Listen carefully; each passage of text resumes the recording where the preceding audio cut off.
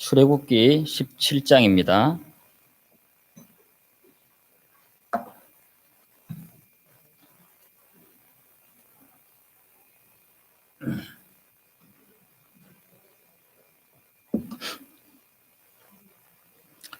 (17장) 8절부터 제가 조금 읽겠습니다.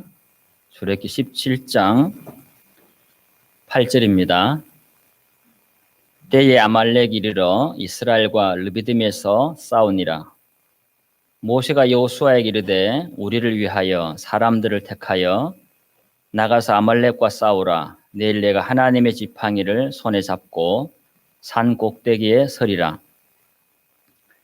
여호수아가 모세의 말대로 행하여 아말렉과 싸우고 모세와 아론과 훌은 산 꼭대기에 올라가서 모세가 손을 들면 이스라엘이 이기고 손을 내리면 아말렉이 이기더니 모세의 팔이 피곤하매 그들이 돌을 가져다가 모세 아래에 놓아 그로 그 위에 앉게 하고 아론과 훌이 하나는 이 편에서 하나는 저 편에서 모세의 손을 붙들어 올렸더니 그 손이 해가 지도록 내려오지 아니한지라. 여호수아가 칼날로 아말렉과 그 백성을 쳐서 파하니라. 여호와께서 모세에게 이르시되 이것을 책에 기록하여 기념하게 하고 여호수아의 귀에 외어 들리라. 내가 아말렉을 도말하여 천하에서 기억함이 없게 하리라. 모세가 단을 쌓고 그 이름을 여호와 니시라 하고 가로되 여호와께서 맹세하시기를 여호와가 아말렉으로 더불어 대대로 싸우리라 하셨다 하였더라. 아멘. 오늘 말씀의 제목은 전투하는 교회입니다. 방금 읽었던 성경 본문은 이스라엘 백성들이 출애굽한 지 얼마 지나지 않아서 처음으로 전쟁을 하는 내용을 우리가 읽었습니다. 하나님의 전적인 은혜로 구원받은 이스라엘 백성들, 사도행전 7장 38절에서는 이 무리를 광야 교회라고 표현합니다. 우리는 신약의 교회고 구약의 이집트로부터 탈출한 이스라엘 백성들을 성경은 광야 교회의 성도요 백성이다라고 말씀하고 있습니다. 하나님께서 왜 하필 구원받은 지 얼마 지나지 않은 이스라엘 백성들에게 이 큰 전쟁을 허락하셨는가라고 하는 것입니다. 하나님께서는 어떤 사건을 일으킬 때 이스라엘 백성들에게 어떤 일들을 허락하실 때 분명한 목적과 계획을 가지고 모든 백성들의 삶 속에 역사하시기 때문에 이 전쟁 또한 우연한 전쟁이 아니라 하나님께서 허락하신 전쟁이고 이 전쟁을 통한 하나님의 메시지가 분명히 있다라고 하는 것입니다. 이 전쟁은 출애굽한 이후의 첫 번째 전쟁입니다. 다시 말하면 구원받은 성도는, 구원받은 하나님의 백성은 이제 구원받은 이후부터는 삶이 영적인 전쟁이라는 사실을 가르치고 싶었던 것입니다. 출애굽하는 과정 전체는 이스라엘 백성들의 의지와 상관없이 그들의 행위와 상관없이 100% 하나님의 은혜로 구원을 받습니다. 그러나 구원받은 이후의 이스라엘 백성들의 삶을 보면 모든 것이 전적인 하나님의 은혜로만 공급되는 것이 아니라 그들은 싸워야 했습니다.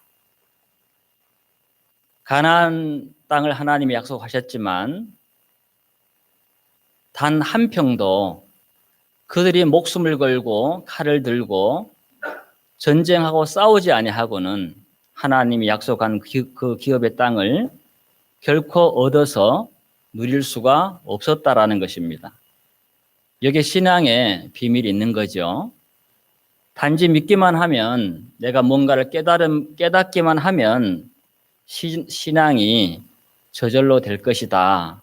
혹은 신앙을 잘하고 있는 것이다라는 오해를 하나님은 말씀을 통해서 깨뜨리시는 것이고 진정한 신앙이 무엇인가, 성경적인 신앙이 무엇인가를 가르쳐 주고 있는 것입니다.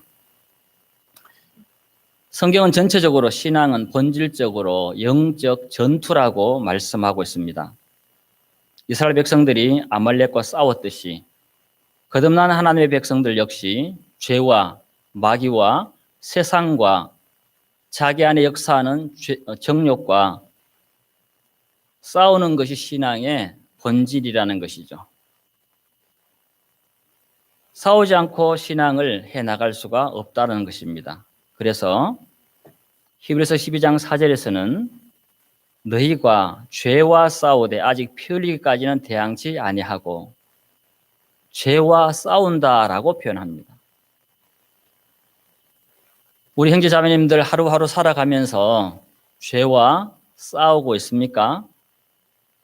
아니면 그 싸움은 별 관심이 없습니까? 베드로전서 2장 11절에는 사랑하는 자들아 나그네와 행인 같은 너희를 권하노니 영혼을 거스려 싸우는, 참기름을 좀 발라야 될 것 같은 발음이 마음에 안 드네요. 영혼을 거스려 싸우는 육체의 정욕을 제어하라 그랬습니다. 사람 안에 있는 정욕은, 죄는 영혼을 거스려 싸운다라고 표현합니다. 그래서 바울 사도는 디모데전서 6장 12절에서 믿음의 선한 싸움을 싸우라, 영생을 취하라. 청년 사역자에게 편지를 쓰면서 너는 믿음의 선한 싸움을 싸우라. 그리고 본인은 디모데후서 4장 7절에 내가 선한 싸움을 싸우고 나의 달려갈 길을 마치고 믿음을 지켰으니라고 고백합니다. 바울이 어떻게 믿음을 지켰느냐? 선한 싸움을 싸워서 믿음을 지켰다라고 말합니다. 이 본문을 통해서 하나님이 우리에게 주시는 메시지는 여러 가지가 있는데요. 방금 살펴본 것처럼 신앙은 본질적으로 전투다라는 사실을 가르치고 있고요. 또 하나는 하나님의 백성들에게는 이스라엘 백성들이 아말렉이 이스라엘 백성들을 공격했던 것처럼 하나님의 백성들은 예수님을 다시 만나는 그날까지 싸워야 할 대적이 존재하고 있다는 사실을 기억해야 하는 것입니다. 대적할 때 한문을 보면 대할 대자입니다. 그 대할 대자인데 그 대할 대자가 마주하다라는 의미를 가지고 있습니다. 적자는 대적할 적자인데 누구를 마주하는 거냐? 대적을 마주하는 것입니다. 대적을 마주하는 것. 그런데 베드로전서 5장 8절에 보면 근신하라 깨어라 너희 대적 마귀가 우는 사자같이 두루다니며 삼킬 자를 찾나니, 우리의 대적이 있는 거죠. 그러니까 우리는 우리의 대적 마귀와 마주하고 있는 것입니다. 매일. 그런데 그놈은 지식이나 지혜가 우리보다 훨씬 탁월하고 그놈은 잠을 안 자요. 그놈은 아주 또 수가 높아요. 우리가 상대하기가 만만치 않은 대적입니다. 우리의 지혜와 능력으로는 그 대적을 결코 이길 수가 없다라는 사실입니다. 하나님이 제공하시는 전신갑주를 취하지 아니하고는 그 마귀와 죄와 세상과 우리 안에서 역사하는 정욕과 싸워서 이길 수가 없다라고 성경은 말씀하고 있는 것입니다. 신앙은 결코 편안한 길이 아닙니다. 이 땅의 지상의 교회는 전투하는 교회입니다. 전투하면서 전투를 통해서 안식을 누리는 것이지 전투 없는 안식은 있을 수가 없는 것이죠. 승리하지 않고 어떻게 전리품을 얻을 수 있으며 안식을 얻을 수 있느냐라고 하는 것입니다. 내가 매일에 사는 삶이 영적 전투라는 사실을 알고 실제적으로 자신 안에 그런 영적인 지식을 가지고 죄와 세상과 자기 안에 역사하는 그 정욕과 마귀의 괴계가 어떻게 찾아오는지를 꿰뚫어 볼 수 있는 그 빛을 하나님으로부터 받으며 매일매일 싸우지 않는 사람은 신앙의 승리가 무엇인지도 알지 못한 채 그저 살아갈 수밖에 없다라는 것입니다. 그저 나는 구원받은 사람이야. 이번 주도 예배 안 빠지고 나갔고 이번 달에도 나는 정직한 11조를 내었어. 그것으로 위안을 삼고 살아갈 수 있다라는 것이죠. 신앙은 살아있는 것입니다. 매일 전투를 치러야 하는 것이고 매일 성과가 있는 삶이라는 것이죠. 예수님께서는 신앙이 결코 쉽다고 말한 적이 없습니다. 마태복음 7장 13절에 좁은 문으로 들어가라 멸망으로 인도하는 문은 크고 그 길이 넓어 그리로 들어가는 자가 많고 생명으로 인도하는 문은 좁고 길이 협착하여 찾는 이가 적으니라. 생명으로 인도하는 문 자체가 좁아요. 그런데 그 문을 열고 들어가면 그 가는 길 또한 좁고 협착하다. 그냥 한량한 마음으로 호주머니 손 놓고 룰룰랄라 하면서 걸어갈 수 있는 길이 아닌 거예요. 어디에 위험이 도사리고 있을지 모르는 그런 길입니다. 긴장을 해야 됩니다. 거룩한 긴장을 늦추면 안 되는 길이라는 거죠. 그래서 에베소 6장에서는 성도에게 하나님의 전신갑주를 입으라, 취해라 이렇게 권면을 합니다. 구원의 투구와 의의 흉패와 평안의 복음에 예비한 신과 진리의 허리띠와 오늘 발음이 자꾸 셉니다. 믿음의 방패와 성령의 검 뭐예요? 하나님의 뭘 가져라? 말씀을 가져라. 성령의 검이 있습니까? 어떤 죄가 찾아올 때 뽑아들고 단칼에 잘라버릴 수 있는 말씀을 여러분 하나에 암송하고 있고 묵상하고 있냐는 거죠. 실탄을 장정하고 사느냐는 거죠. 유혹이 오고 시험이 오고 고난이 오는데 내 안에 말씀이 없어. 검이 없어. 저걸 어떻게 물리칠 수가 있느냐라고 하는 것입니다. 성도의 삶은 정말 성실하고 부지런한 삶을 매일 열렬하게 추구하지 않으면 그 사람 안에 내면의 세계는 세속화되는 것은 그냥 시간 문제입니다.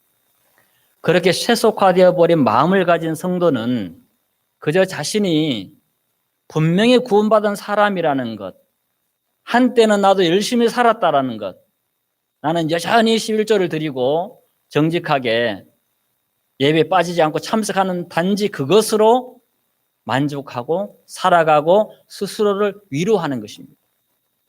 현재적인 하나님과의 관계 속에서는 위로와 기쁨과 영적 전투를 통한 승리를 경험하지 못하고 살아가면 옛날에 지난 것들로 나 때는 말이야 그런 거 아시죠? 그걸로 위안 삼고 살아갈 유혹에 빠질 수밖에 없다라는 것입니다.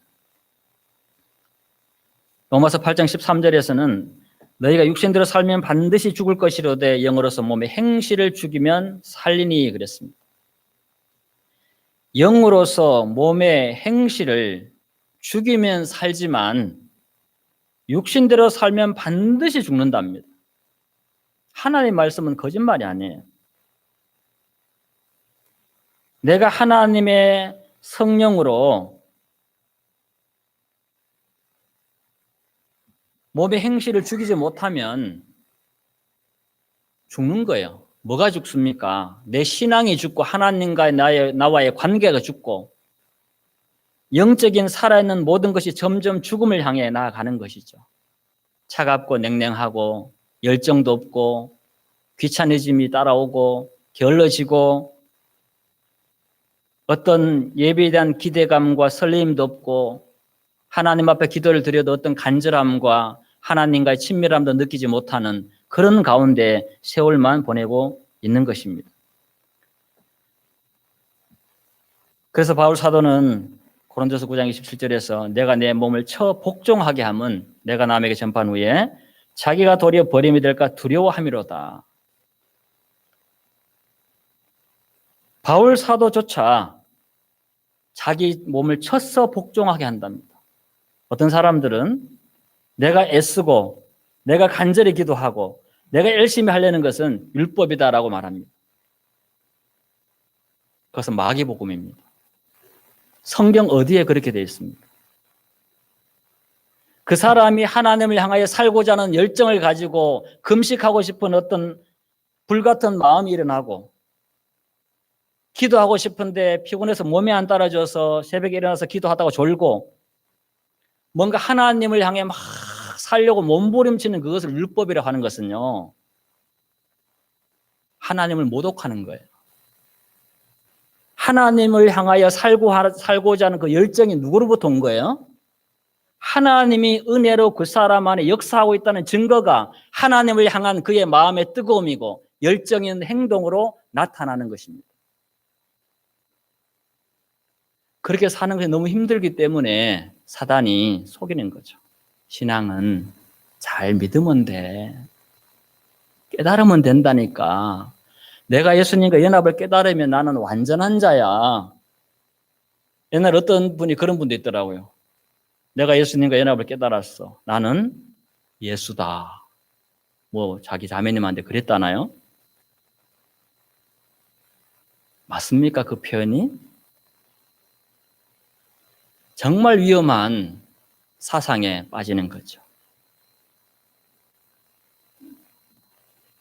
제대로 죄와 싸워본 사람들, 자신의 내면을 하나님의 빛으로 신앙의 상태를 제대로 보는 사람들은 절대로 그렇게 교만한 말, 아니란 말을 할 수가 없어요.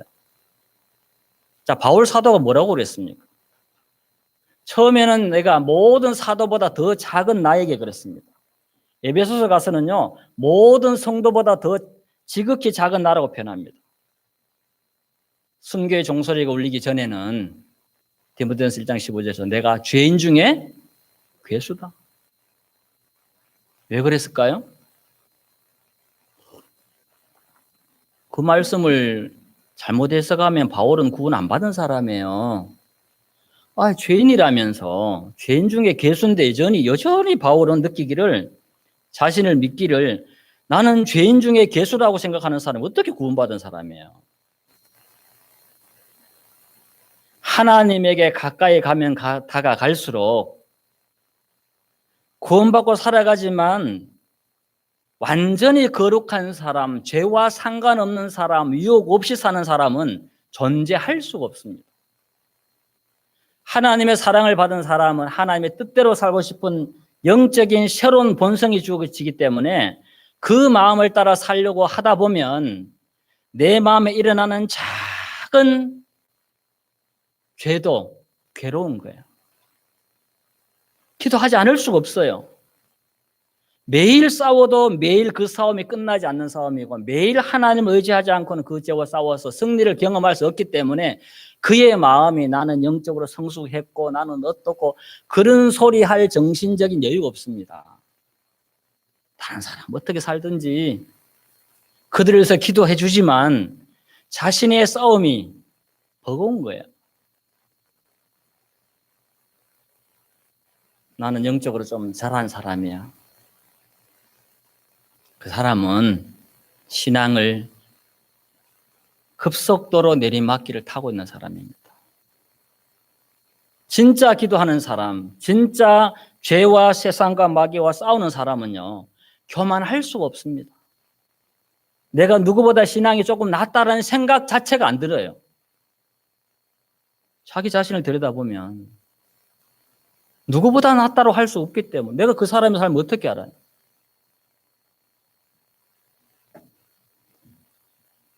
그래서 하나님께서는 이 성경을 통해서 그리스도인들에게는 평생 싸워야 할 대적이 있고 끊임없이 우리를 괴롭히고 무너뜨리고 파괴하려고 하는 적대 세력이 있다는 사실을 말씀해 주고 있는 것입니다. 우리가 받은 구원은 성경에서 말하는 구원은 크게는 한 가지지만 세 가지 측면으로 말씀할 수 있습니다.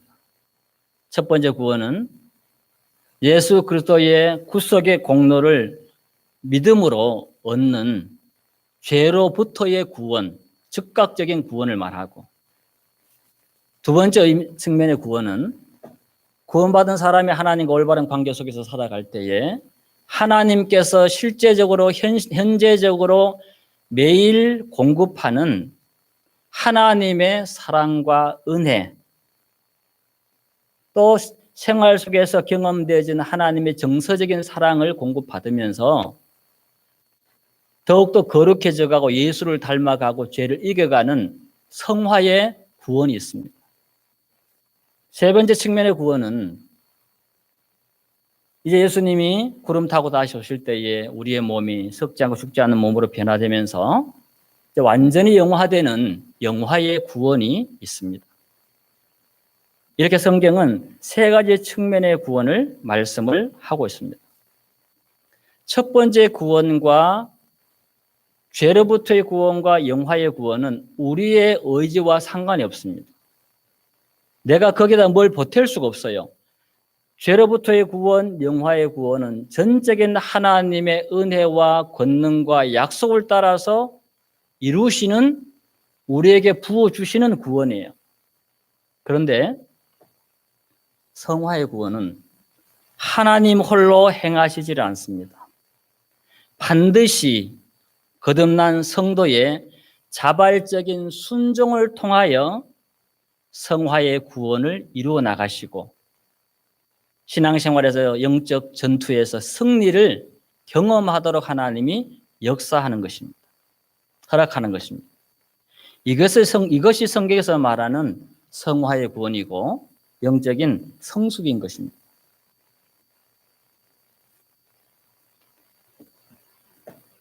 자, 이스라엘 백성들은 출애굽할 때 그들의 공로가 하나도 없었습니다. 너희는 가만히 있어서 여호와께서 오늘날 너희를 위하여 행하시는 구원을 보라. 가만히 있어서 봐라. 할 일 없다 이거지. 왜냐? 하나님의 은혜니까요. 그런데 출애굽하고 홍해를 건너서 광야로 들어오니까 하나님이 전쟁을 하게 했습니다. 하나님의 능력이 없어서 여호수아와 백성들의 손을 빌려서 전쟁하고 있습니까? 이왕 해주시는 거 한 번에 아말렉 그냥 왕벌, 그죠? 왕벌 그냥 50만 마리만 보내면 10분 안에 게임 끝나. 그런데 왜 하나님께서 번거롭고 귀찮게 여호수아가 백성들이 칼을 들고 아말렉을 온몸으로 목숨 걸고 싸우도록 했냐는 거예요. 자, 그들에게 뭐 이제 430년 동안 종살이해야 된 그들이 나올 때 무슨 무기가 있습니까? 군대 조직 개편이 되어 있습니까? 그런데 하나님은 출애굽기에 뭐라고 말씀하냐면 그들이 출애굽할 때 내 백성 내 군대라고 표현해요. 군사 조직도 없어요. 군수 물품도 없어. 변변찮은 칼, 방패, 창도 없어요. 그냥 오합지졸입니다. 종살이 하다 노예 생활하다가 삐쩍 말라가지고 두들겨 맞다가 나왔는데 뭐 칼을 쓸 줄 알아요. 활을 쏠 줄 알아요. 창을 던질 줄 알아요. 정말 형편없는 민병대와 고도로 훈련된 아말렉 군대와 맞붙었다는 이야기입니다. 왜 하나님 이런 말도 안 되는 전쟁을 허락하셨느냐 하는 것입니다. 자, 출애굽기 17장 봅니다.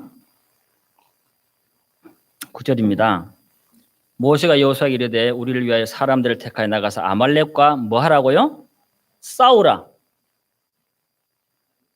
이 아말렉이 이스라엘 백성들을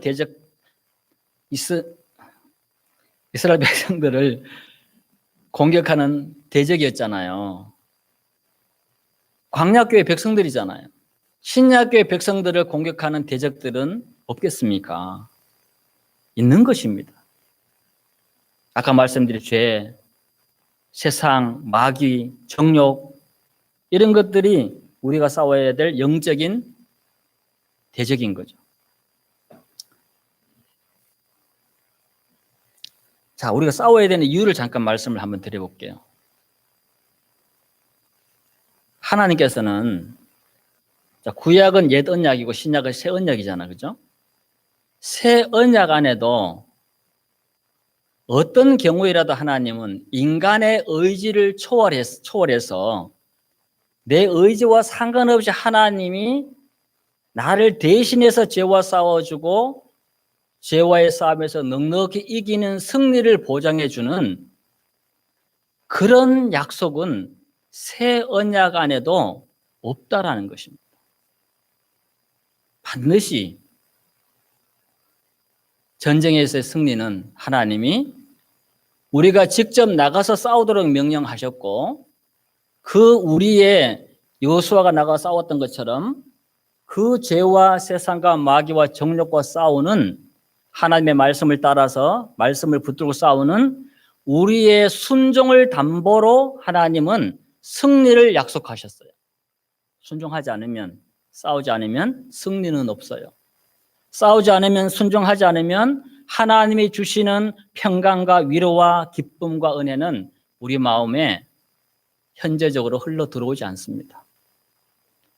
과거에 나는 구원받은 사람이야. 나는 영원한 속죄를 믿어. 나는 분명히 천국 갈 거야.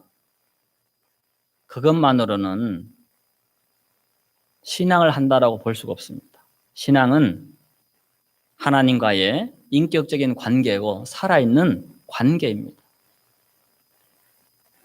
로마서 5장 1절에 그랬잖아. 너희는 하나님과 뭘 해라? 화목해라.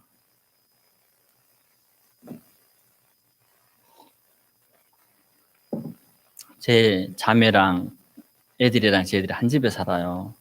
다 각자의 인격을 가졌단 말이죠. 그런데 제가 그 아내와 가족들 내 마음대로 못 하잖아요. 내 자식이지만 내 마음대로 못 해요. 저는 집에 개 키우는 걸 제일 싫어해요. 죄송합니다. 개 키우시는 분들, 고양이 키우는 분들. 저는 거기에 막 시간 빼앗기고 막 이게 너무 생각만 해도 막 스트레스 받는 거예요. 그런데 우리 딸이 그렇게 키우고 싶다니 좋습니다. 그대 뜻대로 하시오. 그래서 이제 한 마리 사왔어. 비숑인가 뭔가.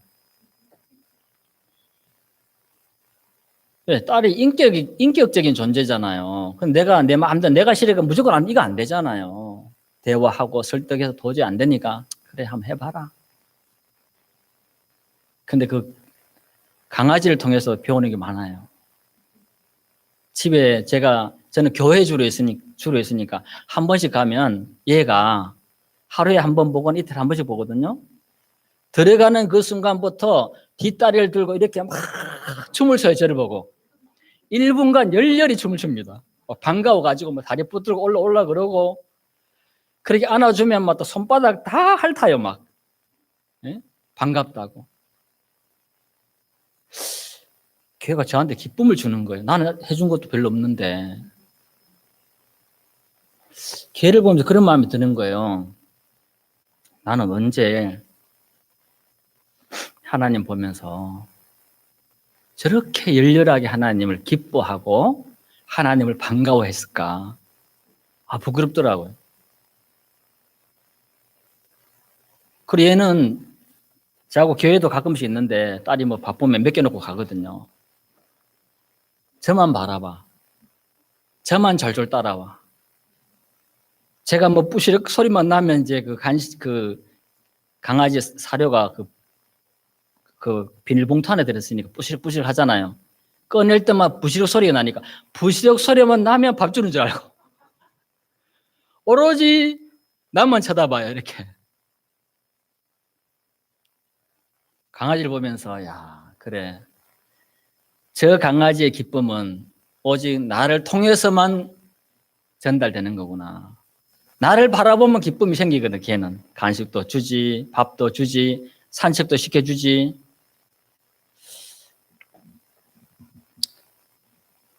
그래서 우리는 새 언약 안에서도 나는 그렇게 안 살고 싶은데 나는 죄와 피를 싸우는데 관심도 없는데 하나님이 알아서 나를 대신해서 죄와 싸워주고 승리를 주거나 순종하는 자에게 주시는 하나님의 은혜와 기쁨을 결코 약속하신 적이 없다라는 것입니다. 하나님이 나를 대신해서 죄와 싸우는 것이 아니라 내가 하나님의 말씀에 순종하여 죄와 싸워야 합니다. 자, 성경 본문을 다시 한번 볼게요. 10절입니다. 여호수아가 모세의 말대로 행하여 아말렉과 싸우고 모세와 아론과 훌은 산 꼭대기에 올라가서 모세가 손을 들면 이스라엘이 이기고 손을 내리면 아말렉이 이기더니 그랬습니다. 자, 여러분 상상해 보세요. 모세가 산에 올라가서 이렇게 기도를 하고 있어요. 그런데 제대로 된 무기도 없는 여호수아와 이스라엘 백성들이 나올 때 칼도 좀 챙겨 왔는가 모르겠습니다. 칼도 몇 자리 있고 곡괭이 들고 낫 들고 그죠? 호미 들고 대충 이렇게 나갔단 말이에요. 그런데 모세가 산아래에서 내려보니까 아말렉과 이스라엘 군대가 맹렬하게 싸우는데 이스라엘 백성들 중에도 죽어가는 군사들이 나오는 거죠. 그런데 모세가 이렇게 기도를 하는데 편안하게 그냥 하나님 감사합니다. 오늘도 승리를 주시고 이렇게 기도 되겠습니까? 내 가족이 내 형제간이 내 동족이 지금 목숨 걸고 싸우고 있고 죽어가는 마당에 그 기도가 어떻겠습니까? 여러분 생각을 해보세요. 열렬하고 뜨겁고 간절하고 처절하지 않겠습니까? 내 가족들이 이웃들이 내 친족들이 죽어가는데 내가 하나님께 기도하지 않으면 내가 하나님의 능력을 부어달라고 간구하지 않으면 내 형제간이 내 가족이 죽어가는데 어떻게 편안한 마음으로 뜨거움 없이 간절함 없이 기도할 수 있겠느냐는 거죠.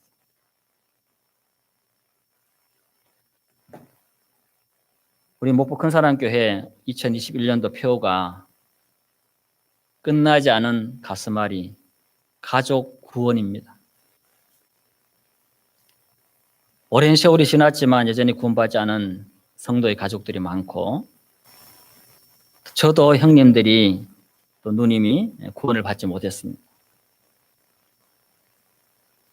제 큰 누님이 살아계실 때 같이 전도집회도 가고 수양회도 가고 다 구원받았다고 간증까지 다 하고 교회도 좀 다녔습니다.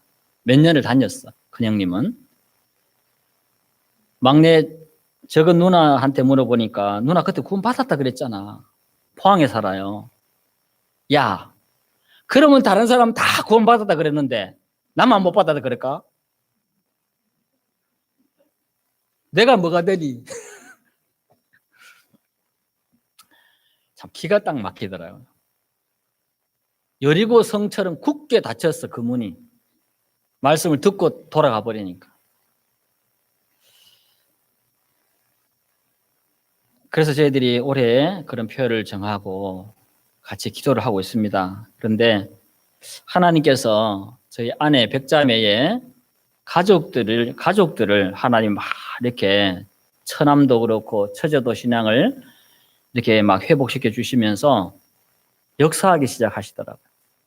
그래서 지난주에는 저희 처제의 딸이 대학교 1학년생인데 구원을 받았습니다.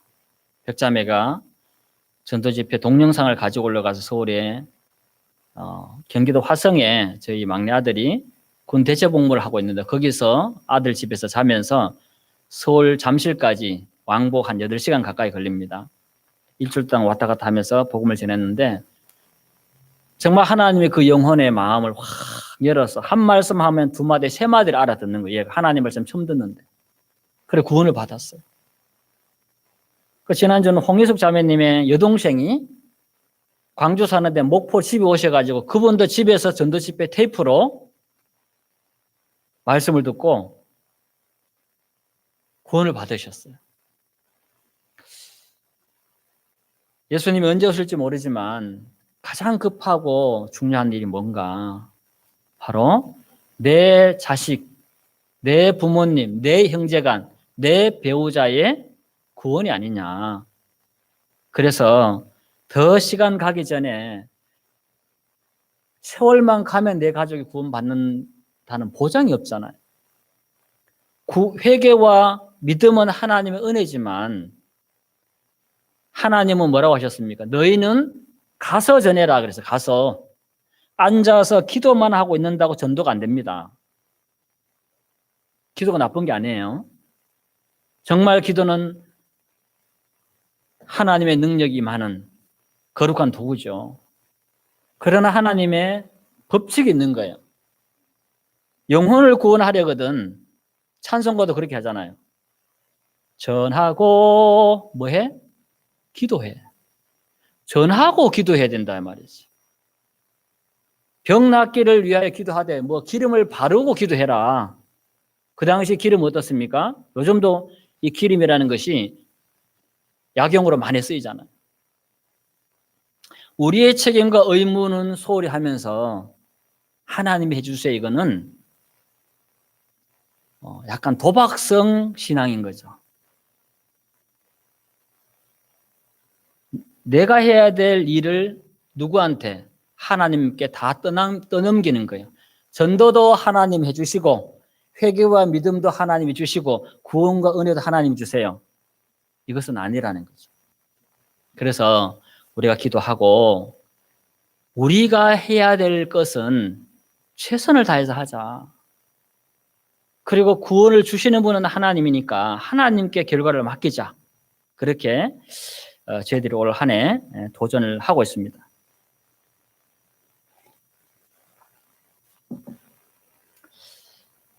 그리고 현장에 나가 있는 요수아와 그 군인들을 우리가 잠깐 생각해 보면 어떻습니까? 적군들은 어마무시한 병장기를 들고 달려드는데 쇠사랑 갖고 싸우고 낫 들고 싸우고 도끼 들고 싸우는데 한량하게 싸울 수 있겠습니까? 무기를 든 이스라엘 백성들의 군사들의 눈빛을 한번 생각해 보세요. 그들의 정신 상태를 한번 생각해 보세요. 눈빛이 반들반들 살아 있습니다. 어디서 칼이 날아오는지, 어디서 창이 날아올지 모든 마음과 신경과 정신을 쏟아서 적들과 마주하고 있는 것입니다. 산 위에서는 결코 대충 기도할 수 없고 산 아래서는 결코 대충 살 수가 없는 거예요. 전력 투구를 해야 되는 것입니다. 마음을 다 쏟아야 되는 거예요. 신앙은 그런 거라는 것입니다.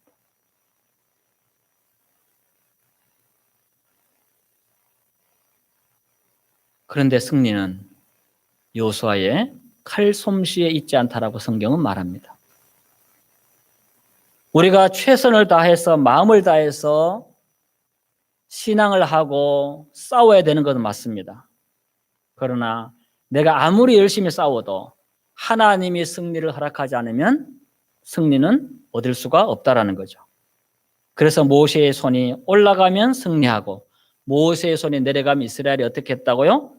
패했다 그랬습니다. 승리는 하나님께 있습니다. 잠언 21장 31절에 싸울날을 위하여 마병을 예비하거니와 이김은 여호와께 있느니라. 우리 주 예수 그리스도로 말미암아 우리에게 이김을 주시는 하나님께 감사하노라. 우리에게 이김을 주는 분은 하나님이지 그 이김이 승리가 우리에게는 없다라는 것입니다. 그래서 그 승리를 주시기를 믿음으로 간절하게 기도해야 되는 것입니다. 모세가 손을 들면 이기고 손을 내리면 집니다. 모세의 손이 어떤 손이었습니까? 모세가 굉장히 극단적인 면도 있는 사람이에요. 자기 동족이 당하는 거 딱 보니까 한 방에 잡아서 딱 죽여버리잖아요. 불의를 못 참아. 그리고 시체를 갖다 매장해버려요. 그런 그를 하나님의 광야로 보내서 40년간 연단하시고 지면에 있는 모든 사람보다 모세의 온유함이 승했다라고 성경은 기록합니다. 그 분노 가득했던 그 모세의 손이 이제 어떤 손이 되었습니까? 기도하는 손이 된 것입니다. 디모데전서 2장 8절에 그러므로 각처에서 남자들이 분노와 다툼이 없이 거룩한 손을 들어 기도하기를 원하노라. 거룩한 손은 어떤 손입니까? 저 세정제 듬뿍 눌러갖고 하나님 손 거룩합니다. 이거 아니잖아요. 거룩한 손이 어떤 손입니까? 그의 삶이 하나님 앞에 순종하는 삶이라는 거죠. 순종함을 통해서 거룩함을 얻는 거예요. 우리가 복음을 순종함으로 신분상의 거룩함을 얻었잖아요.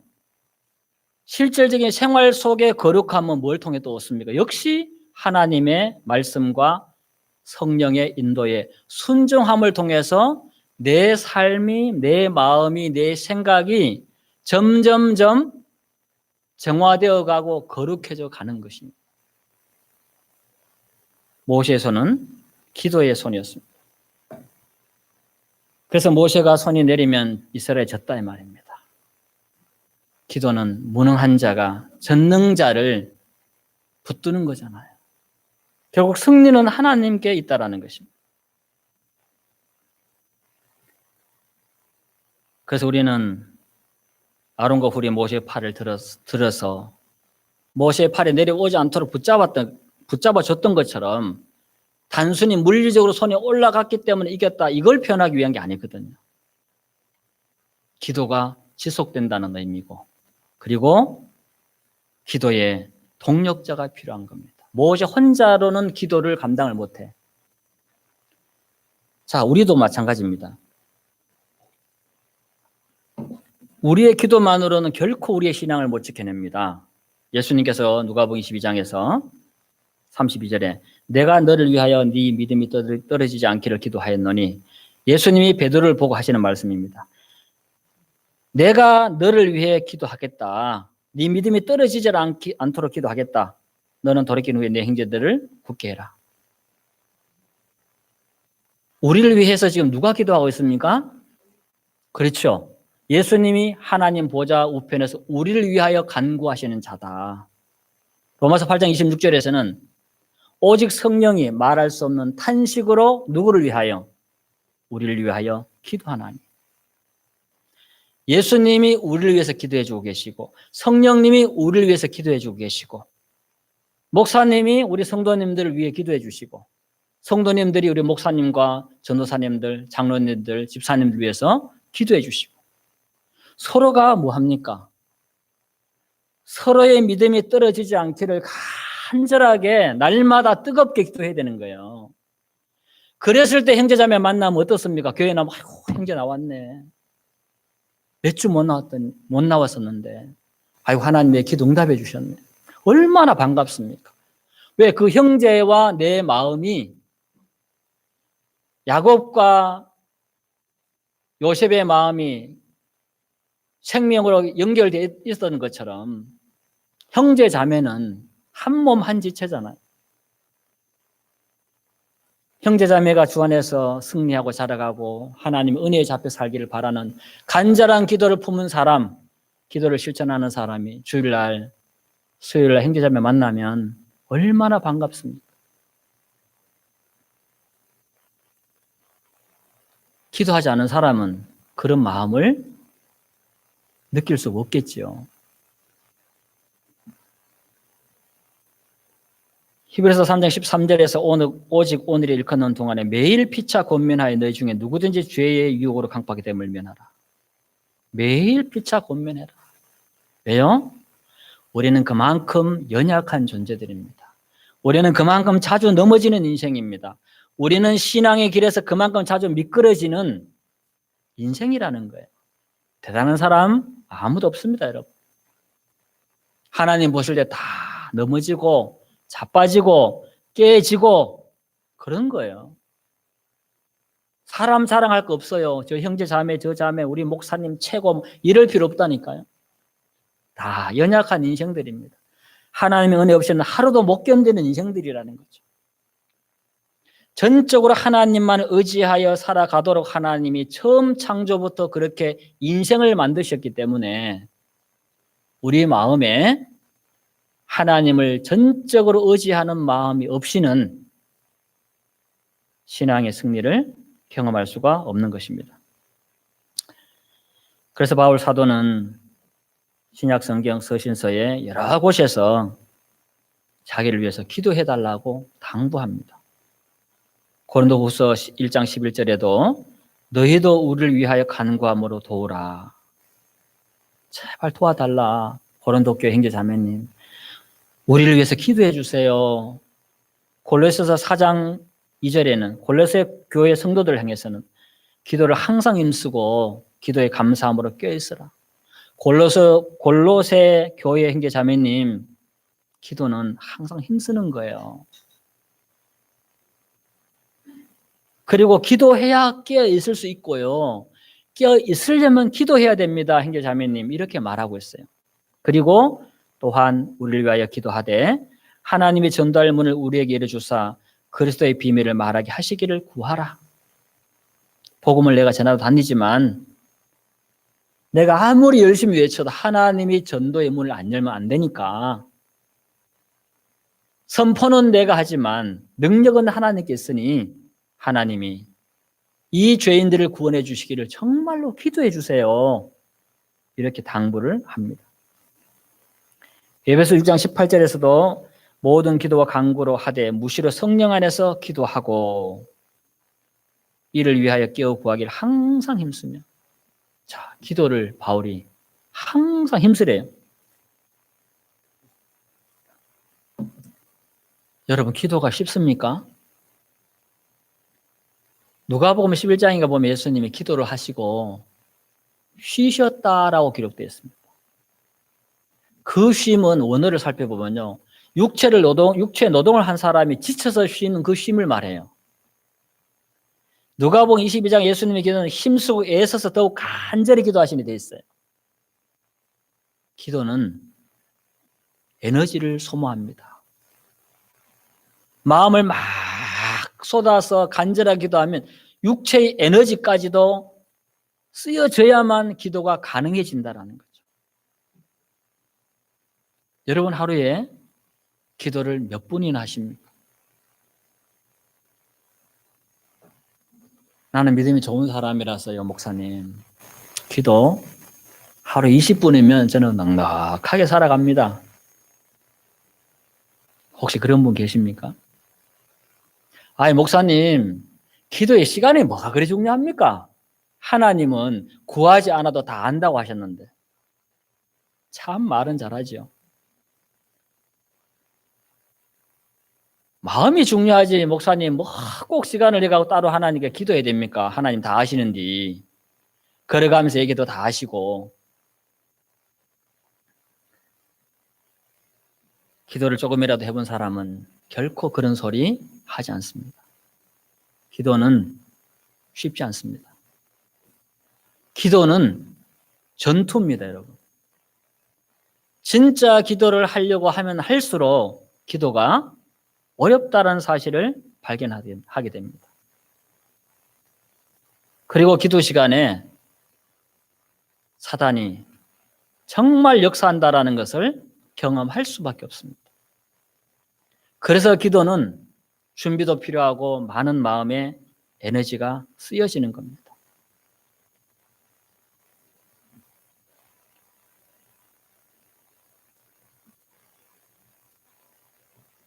그래서 우리는 서로를 위해서 간절하게 기도해야 됩니다.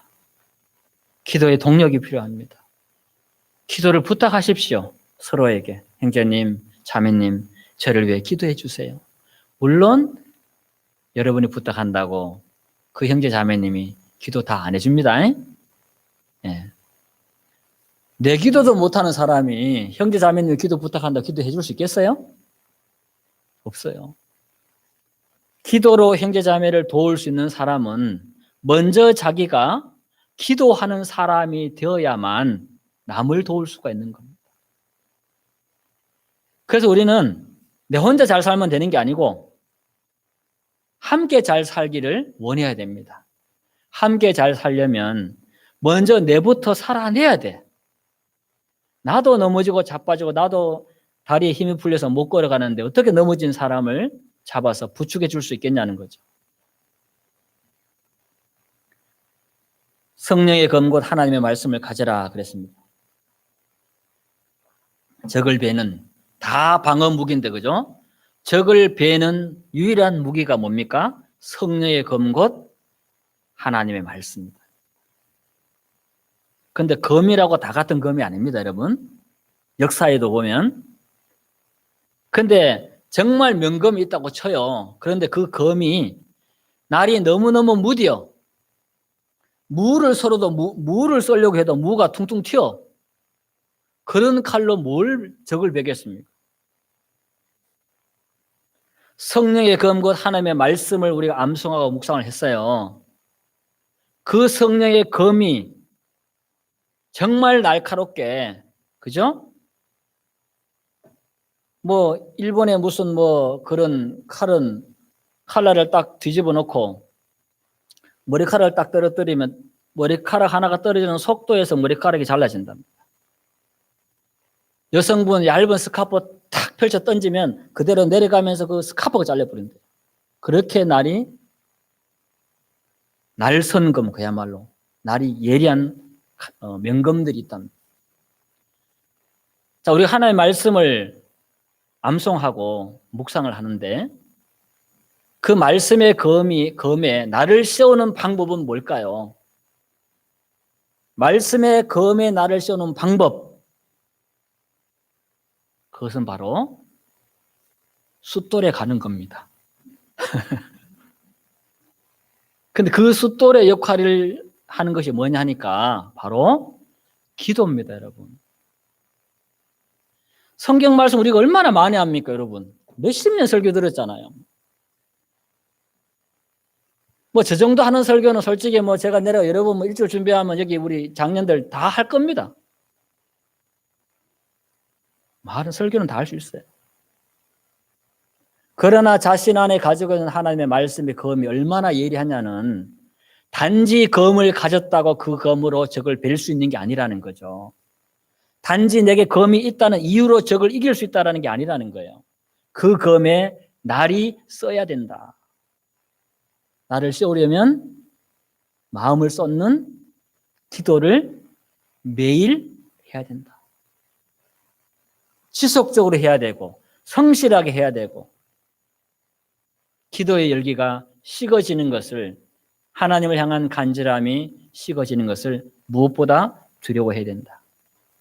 그러지 않으면 기도 생활은 금방 또 부패합니다. 내 기도 생활이 그냥 다 흐물흐물해지고 힘도 없고, 예? 내 기도 생활이 부패가 진행되어도 모를 수 있습니다. 진짜 기도하지 않으면 몰라요.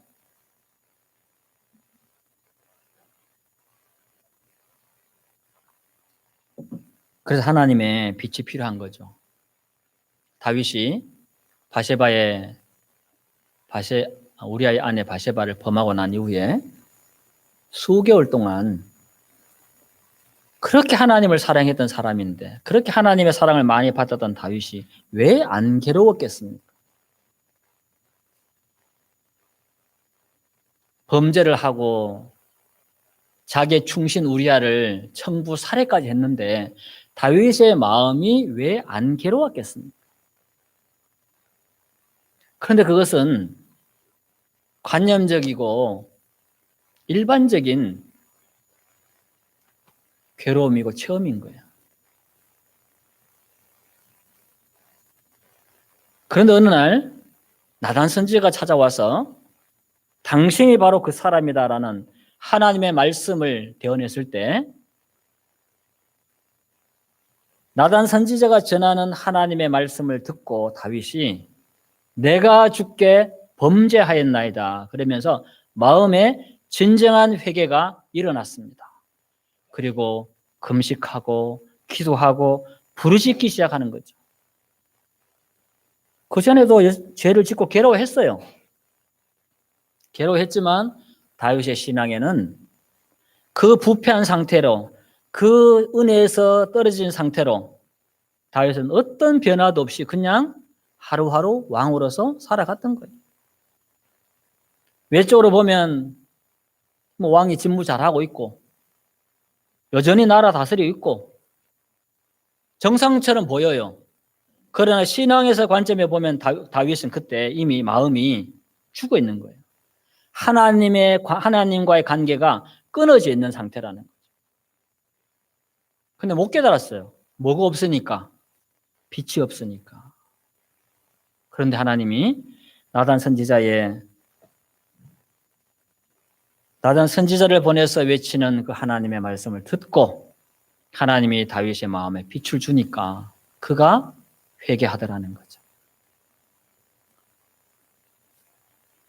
우리가 하나님 앞에 은혜를 구해야 됩니다. 내 신앙의 진짜 현주소를 가르쳐 달라고. 하나님, 나는 어떤 사람입니까? 하나님, 저는 하나님에게 기쁨이 되는 사람입니까? 저는 강아지 보면 우리 집 강아지 이름이 문식이에요. 우리 딸이 지었어요. 야, 문식이 좀 그렇지 않냐?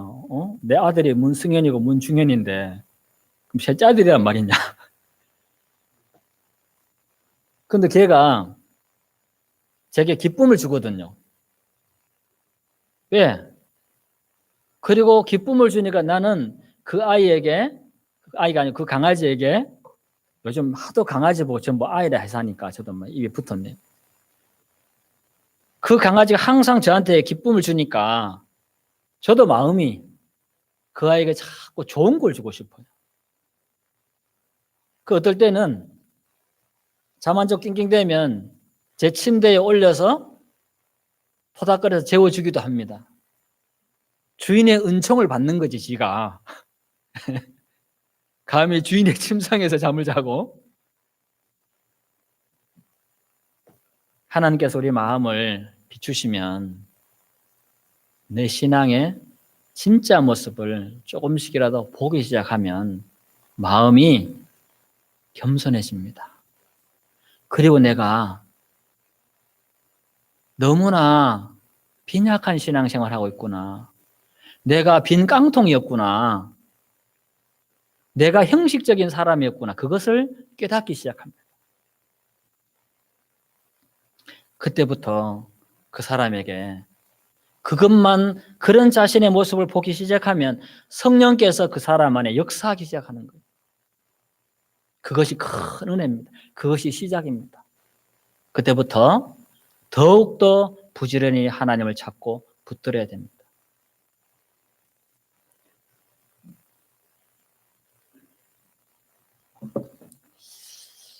오늘 말씀을 요약하면 광야교회도 신약교회도 여전히 전투 중임을 말씀하고 있습니다. 우리는 마지막 날까지 싸워야 할 대적이 존재하는 사람들이고 거룩한 긴장을 풀어서는 안 된다는 말씀을 전해드렸습니다. 그래서 우리는 전능하신 하나님의 사랑과 능력을 의지하여 믿음과 순종으로 믿음의 선한 싸움을 싸우며 나아가야 한다는 것이고, 전쟁터에서 드리는 우리의 기도는 뜨겁고 간절하고 열정적이어야 한다라고 말씀을 드렸습니다. 그리고 우리의 싸움은 대충 싸우는 것이 아니라 목숨을 걸고 싸워야 한다고 말씀을 드렸습니다. 이 전쟁에서 꼭 살아남으시기 바랍니다. 그리고 이 전쟁에서 꼭 승리하시기 바랍니다. 많은 상처는 남겠지만 그 상처를 하늘에서는 거룩한 상처라고 불러줄 것입니다. 승리하는 여러분들이 되시기를 주님의 이름으로 축복합니다. 마지막으로 대사 하나를 읽어드리고 마치겠습니다. 오래전에 봤던 국제시장이라는 영화인데요. 주연 황정민 씨가 자기 피랑길의 아버지랑 이렇게 헤어지고 아버지가 부탁한 게 있죠. 동생 꼭 찾아라. 그래서 황정민이가 갖은 고생을 하면서 동생도 찾고 마지막에 노년에 뭐 잔치인가 뭔가 오래돼서 기억이 안 납니다만은 하는데 혼자 방 안에 돌아와서 자기 아버지 사진을 옆에 놓고 아버지 앞에서 이런 독백을 합니다. 아버지, 내 약속 잘 지켰지에? 막순이도 찾았고요. 이만하면 내 잘 살았지에? 근데 내 진짜 힘들었거든요.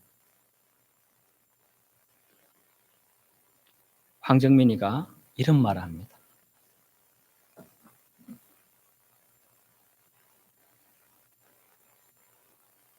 자기가 아버지하고 그 약속을 지키기 위해서 자기 인생 전체를 쏟아서 막순이를 찾고 아버지가 원하는 삶을 다 살아냈던 거예요. 그리고 아버지의 사진을 옆에 두고 혼자 펑펑 울면서 이렇게 말하는 거죠.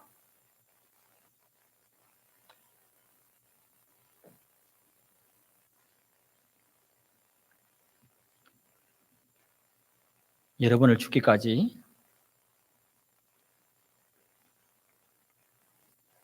사랑하신 주님을 다시 만날 때 우리 6개 모든 성도님들의 고백이 이런 고백이 있으면 좋겠다 하는 그런 마음이 듭니다.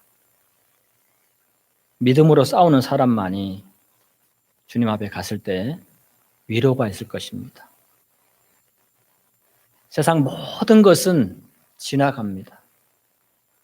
아무리 아름다워 보이는 것도 한순간이고 없으면 못 살 것 같은 그것도 나이가 들고 나면 다 허무했다라는 것을 알게 될 것입니다. 저는 거의 매일 하나님 앞에 드리는 기도가 있습니다. 그리고 그 기도를 제 신앙의 표준으로 삼고 있는 기도문이 하나 있습니다.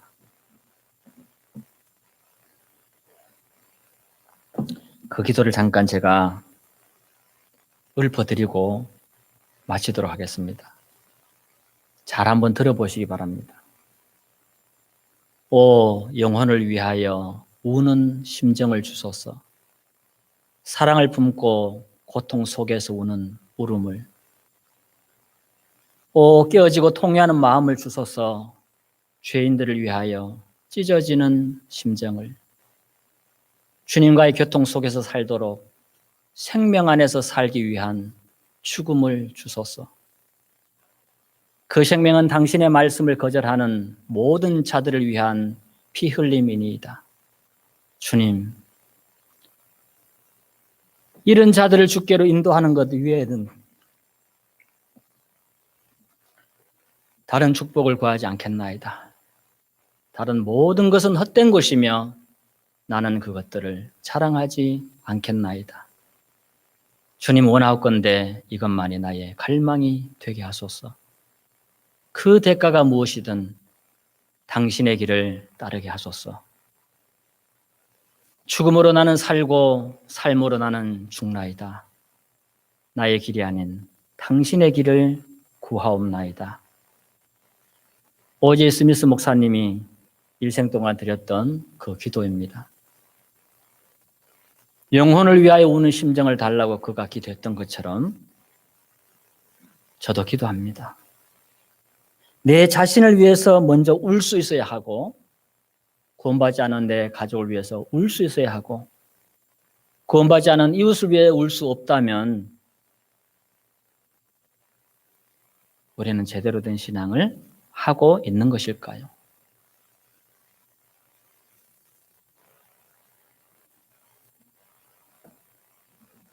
그 시인 누굽니까? 안도현 씨입니까?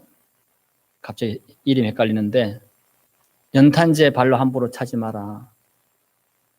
너는 누군가에게 있어서 단 한 번이라도 이렇게 뜨거웠던 적이 있었더냐? 연탄은 활활 뜨겁게 타고 자기의 생을 마감합니다. 우리 언제 주님을 향해서 그렇게 뜨겁게 한번 살다가 주님을 만날 수 있다면 얼마나 좋겠습니까? 신앙의 기준을 다른 여러 사람들의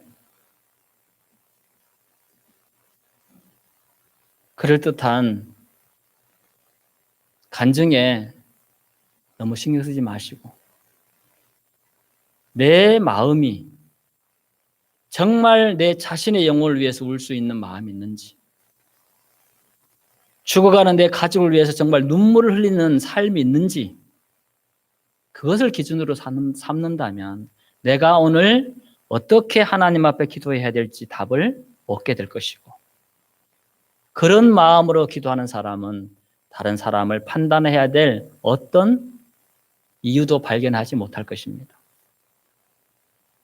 그래서 이 거룩한 전쟁에서 끝까지 싸움을 포기하지 마시고 수많은 상처를 입더라도 죽기까지 싸워서 하나님이 주시는 승리를 조금씩 경험하면서 승리를 더 많이 쟁취해 나가는 복받는 성도님들이 되시기를 주님의 이름으로 축복합니다.